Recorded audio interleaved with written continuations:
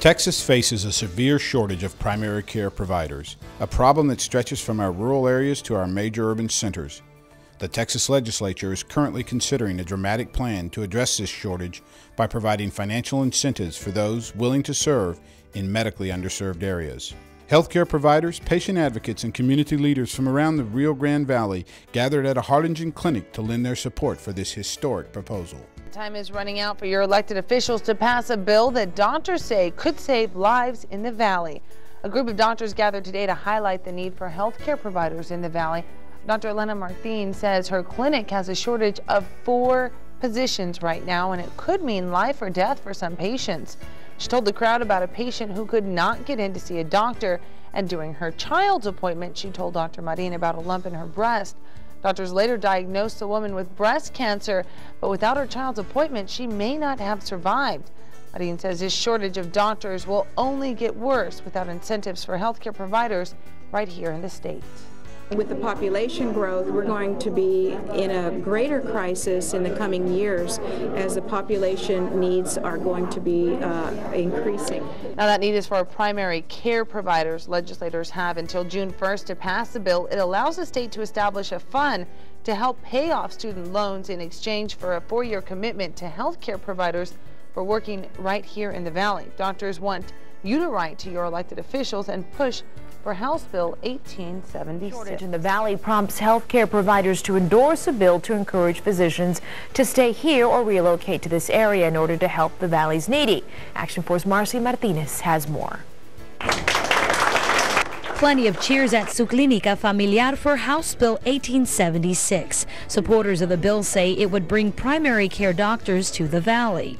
We have great need. There's a lot of population growth. There's a high rate of uninsured patients in our community, and a lot of patients are going to the emergency rooms and utilizing that as their medical home because they do not have access to a primary care physician. Clinic administrators throughout Cameron County say the bill would also encourage doctors to stay in the area rather than seek higher pay outside of South Texas. We can't pay enough. We don't have enough to pay more. We can give them the pathology. We can give them the excitement of doing good work. What we can't give them is a competitive salary. House Bill 1876 would establish the Texas Healthcare Fund for loan repayment for those physicians who choose to go into primary care and who serve in an underserved area of the state like the Rio Grande Valley. Healthcare professionals are urging lawmakers to act quickly on this bill for the sake of Valley patients. If we don't have the ability to recruit and retain the providers that we need, we haven't moved, we haven't changed, we haven't done anything new. In Harlingen, Marcy Martinez, Action 4 News. If the bill passes, the fund would pay up to $160,000 in loans. It's very critical that this bill be passed so that we can begin to address the issue of declining numbers of primary care providers. And I think that this is going to be an excellent opportunity to reverse the trend.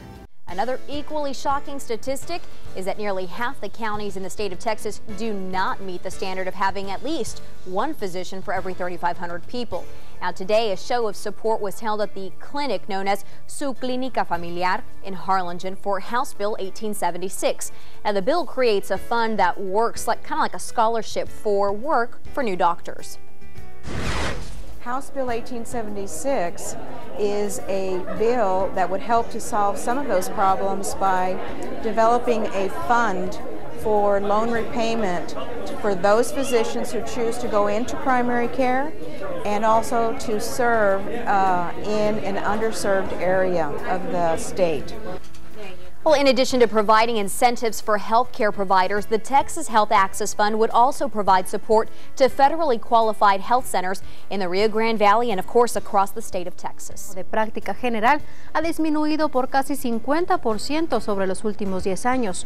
Otras estadísticas sorprendentes es que casi más de la mitad de los condados de Texas no cumplen con el estándar de contar con un doctor por cada 3.500 personas. Hoy, en su clínica familiar del Valle, en la ciudad de Harlingen, se llevó a cabo una muestra de apoyo a la propuesta de ley HB 1876, la cual crea un fondo tipo becas para nuevos doctores. Cabe recordar que uno de los factores del bajo número de nuevos doctores es el alto costo de la escuela médica. Cada graduado acarrea una deuda de más de $130,000. Cuando salen, buscan un trabajo que les pueda dejar suficiente dinero para poder pagar esos préstamos. Entonces, este bill trabajaría para ayudarles como una beca. Y esa beca se paga con trabajar en lugares como las clínicas comunitarias.